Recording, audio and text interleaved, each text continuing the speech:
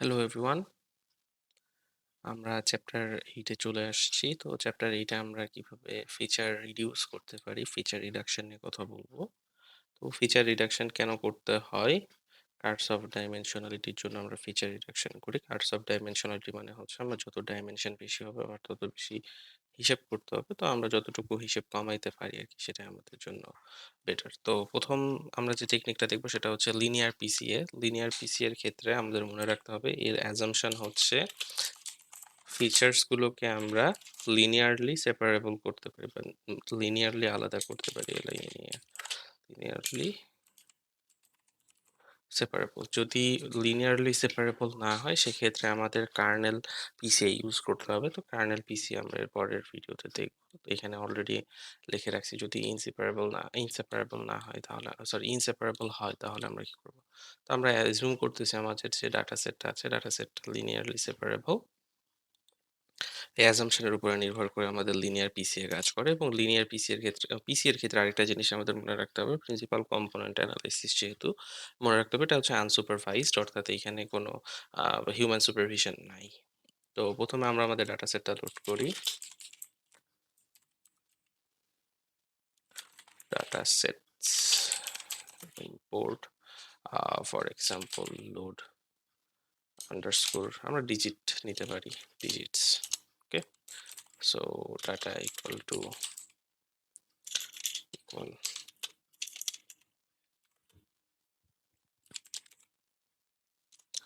Load digits. তাহলে আমাদের যে ডিজিটের যে ডাটাটা আছে এখান থেকে এই ডাটাটা আমাদের ডাটার মধ্যে চলে আসবে। প্রিন্ট ডাটা, আমরা ডাটাকে প্রিন্ট করে নিই একটু।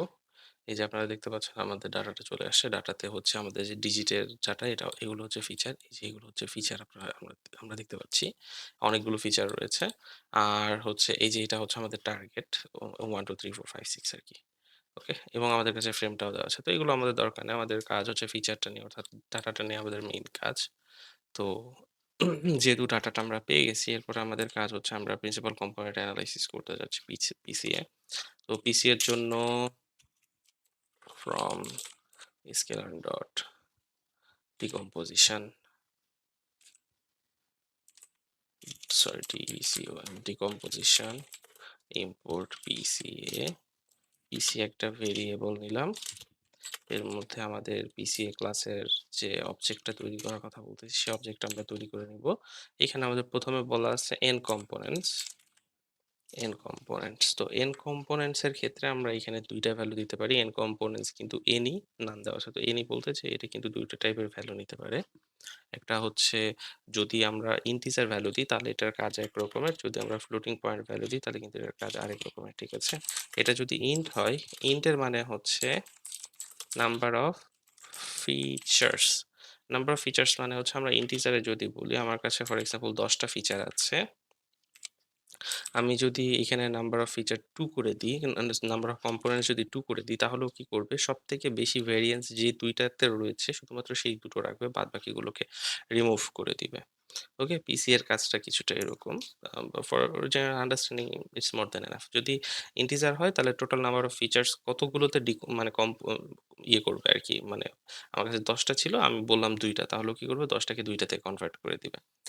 আর যদি আমি বলি ফ্লোটের কথা, ফ্লোট যদি হয়, ফ্লোটের মানে হচ্ছে আমি কতটুকু ভ্যারিয়েন্স রাখতে চাচ্ছি। ফর এক্সাম্পল 0.95 যদি আমি দিই তার মানে হচ্ছে এই বান্দা 95% ভ্যারিয়েন্স যেই ফিচারটাতে রয়েছে সেই ফিচারটাকে রাখার চেষ্টা করবে এবং 95% ভ্যারিয়েন্স যাতে এক্সিস্ট করে আসলে সেটাকে এনশিওর করবে। ওকে, সো আমাদের ফ্লোটের ক্ষেত্রে জেনারেলি আমরা যেটা ইউজ করি সেটা হচ্ছে 95 থেকে 99 পর্যন্ত। তো আমি এখানে 99 দিয়ে দিলাম, ডট 99 ফর এক্সাম্পল, ডট 99 দিলাম।